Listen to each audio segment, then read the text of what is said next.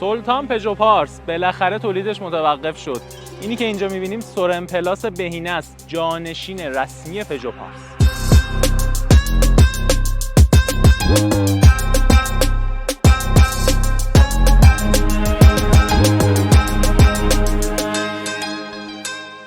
سورن پروژه‌ای بود که تحت عنوان نسل جدید خودروی ملی از اواسط دهه 80 مطرح شد. اون اوایل همه فکر می‌کردن که ایران خودرو قراره با الهامگیری از آودی یا یه سری ماشین‌های خیلی خفن بیاد و نسل کاملاً جدیدی از سمند رو طراحی کنه، اما دیدیم که در عمل سورن فقط یک فیس لیفت جزئی از سمند بود.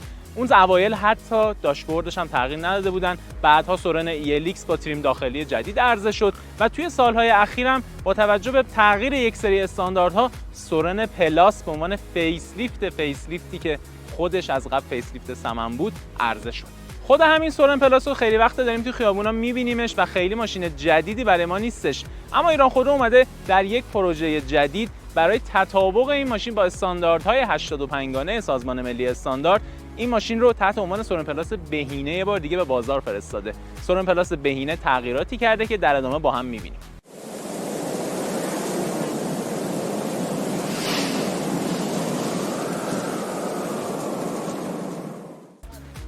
توی نمای جلوی سورن پلاس جدید، حالا علاوه بر این گریل یا جلو پنجره مشکی و چراغ‌ها با گرافیک مشکی که چهره ماشین رو اسپورت‌تر کرده، داریم یه دونه لیپ می‌بینیم تو این قسمت. یه در واقع لیپ اسپورت سپره که برای بحث استاندارد تصادف با عابر پیاده هستش. خب من به عنوان یک عابر پیاده وقتی با این ماشین تصادف می‌کنم، اولین جایی از این ماشین که با بدن من برخورد می‌کنه ساق پای من هستش که به این لیپ برخورد می‌کنه و وجود این لیپ باعث میشه که به خاطر قابلیت انعطافی که داره آسیب کمتری وارد بشه و زاویه‌ای که به عابر میده مقدار جراحت رو در تصادفات کاهش میده. فقط این نیستش، اگه یادتون باشه توی سمنده و سورنای قبلی ما یه دونه قلاب بوکسلبند داشتیم که خیلی بیرون زده بود از سپر و ظاهر خوبی نداشت. قطعا میپرسین این چیه؟ اینجا اومدن اون بوکسلبند رو براتون شکلش رو عوض کردن و یه دونه بوکسلبند پیچی گذاشتن. شما به راحتی میتونید از این قسمت با برداشتن بوکسلبند موقت که این قطعه لاستیکی هستش، بوکسلبند اصلی رو که به صورت پیچی توی این قسمت نصب میشه نصب کنید و خودروتون رو بوکسل کنید. نمای بغل این ماشین قطعا چیز جدیدی نیستش، همون اتاق سمند 81 رو داریم میبینیم داخل این ماشین. فرم درها ستون‌ها هیچ تغییری نکرده، فقط اومدن دستگیره درها رو از این نوع اصطلاحاً آسان بازشو یا ایزی هندل گذاشتن. رینگ ها هم توی این نسخه متاسفانه حذف شده و ماشین با قالپاق عرضه میشه. اما یه تغییر مثبت دیگه، توی چرخ‌ها ما داریم سنسور فشار باد تایرها، همون سیستم TPMS رو می‌بینیم که خیلی کاربردیه.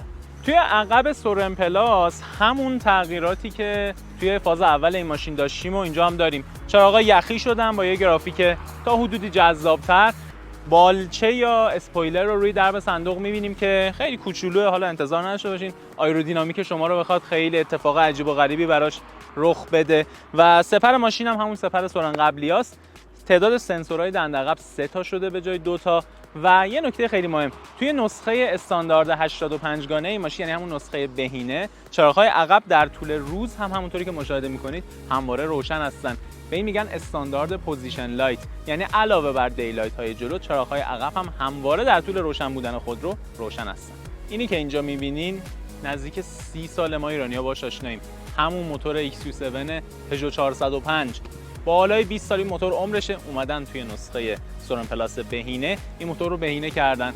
اصطلاحاً بهش میگن XU7 پلاس. قدرت و گشتاورش انقدی فرق نکرده، همون حدود 97 اسب بخار، 100 اسب بخار و بین 145 تا 150 نیوتن متر هم گشتاورشه. پس ما علاوه بازدهی با موتور قوی‌تری مواجه نیستیم، اما ایراد عمده و شایع موتورهای پژو، یعنی ضعف در واشر سرسیلند، در این موتور ارتقا پیدا کرده و برطرف شده. مصرف سوختش به نسبت قبل خیلی بهتر شده و استاندارد آلایندگی یورو 4 و یورو 5 رو توانایی پاس کردنش رو داره. پس موتور بهینه‌تری شده در مجموع، اما لزوما شتاب بیشتری رو به شما نمیده.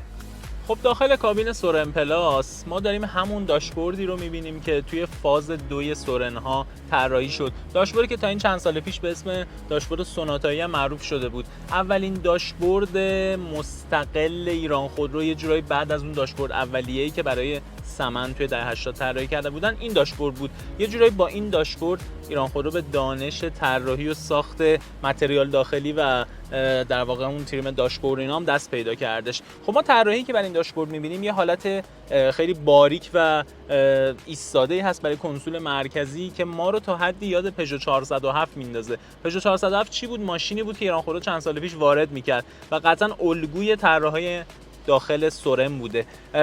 توی نسخه بهینه یا نسخه در واقع همون سورن پلاس با استاندارد 85 گانه داریم می‌بینیم یک نمایشگر MFD هم اضافه شده. این نمایشگر از خانواده رانا پلاس و 206 گرفته شده و یه سری اطلاعات ضروری ماشین رو به شما نشون میده. مانیتور مولتی مدیا هم دیگه خوشبختانه به شکل فابریکی اینجا داریم و پنل تهویه و سایر اقلام هم که به شکل قبل هستن. اما شاید مهمترین نکتهش ما اینجا ESP رو داریم. دکمه ESP آف رو اینجا برای شما گذاشتن و میتونید سیستم کنترل پایداری رو از این قسمت هر وقت که خواستین غیر فعالش کنید.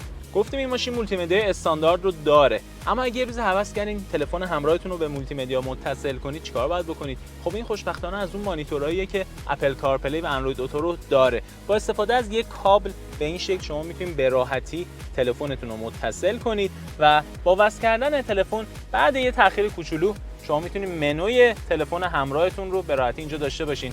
نقشه، مولتی مدیا، گوش دادن به موزیک، نوتیفیکیشن های پیام ها و تماس هاتون همه رو اینجا شما دسترسی دارین و به راحتی همه چیز توی دست شماست. فقط یه نقطه ضعف کوچیک، این مانیتوری که الان دارید می‌بینید خب خیلی جذاب و همه امکانات رو داره به شما میده، اما کافیه توی نور روز با یه زاویه یه مقدار متفاوت بهش نگاه کنید. می‌بینید که اصلا توی این نور نمیشه خیلی اعداد و اطلاعات روش رو بخونیم و متاسفانه خاناییشو از دست میده.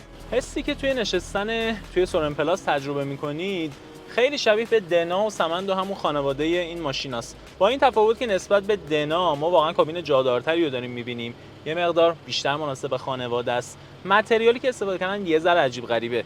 نوع صندلی‌ها حالت مخمل موکتی که داره که روی رودری‌ها هم ما داریم می‌بینیم، یا مثلا اینجا یهو اومدن از تر فیبر کربن استفاده کردن. شاید خیلی به ماهیت خانوادگی این ماشین تناسبی نداشته باشه و نکته خیلی عجیبش اینه که متریال نرم یا سافت تاچی که استفاده کردن خیلی نرمه. یعنی دیگه ما این حجم از نرمی رو تقریبا توی هیچ ماشینی نداریم. تمام این قسمت‌هایی که می‌بینیم نرمه و به نرم‌ترین شکل ممکن این ماشین شکل گرفته. شاید برای اونایی که نرم دوست دارن خوب باشه.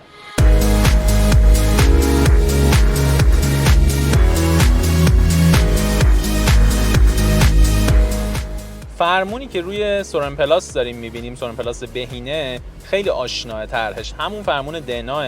اومدن چرم دوختش کردن، یه ذره حس بهتر به ما میده، ولی این یه تیکش توی ذوق میزنه. جایی که اومدن کروز کنترل رو حذف کردن و ما توی این قسمت فقط دکمه‌های اینترفیس رو داریم.